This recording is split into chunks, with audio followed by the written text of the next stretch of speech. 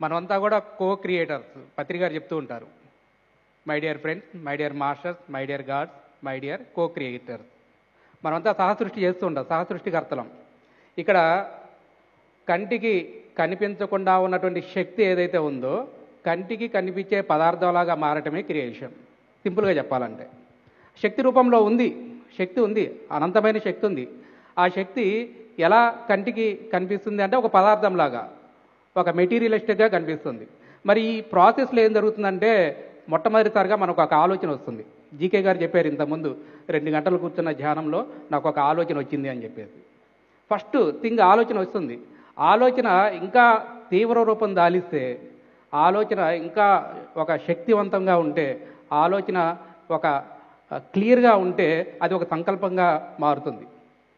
స్పష్టమైనటువంటి ఆలోచన ఏదైతే ఉందో అది సంకల్పం. ఆ సంకల్పానికి ఇంకా బలం చేకూరితే, ఒక ఆజ్యం, ఒక మండుతున్న మంటలో పెట్రోల్ పోస్తే ఎలాగైతే బలంగా మండుతుందో ఆ సంకల్పానికి ఇంకా బలమైనటువంటి ఊహాశక్తి తోడైతే, ఒక నమ్మకం తోడైతే, ఏదైతే మనం అనుకుంటున్నామో ఆ యొక్క ఆలోచన ఫిజికల్గా మేనిఫెస్ట్ అవుతుంది.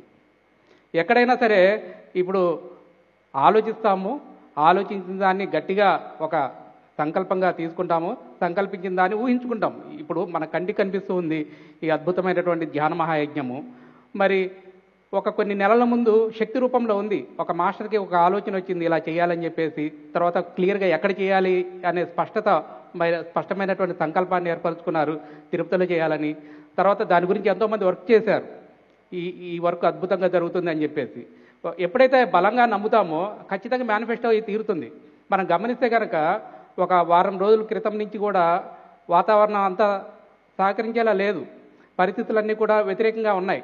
అయినా సరే ఇక్కడ ఉన్న ఆర్గనైజర్స్ వీళ్ళెవరూ కూడాను ఏం నమ్మారు, ఎట్టి పరిస్థితుల్లో కూడా ఇది సక్సెస్ అవుతుంది, 100% బాగా జరుగుతుంది అని ఎప్పుడైతే బలమైన నమ్మకాన్ని కలిగి ఉంటామో ప్రకృతి మొత్తం కూడా మనకి సహకరిస్తుంది.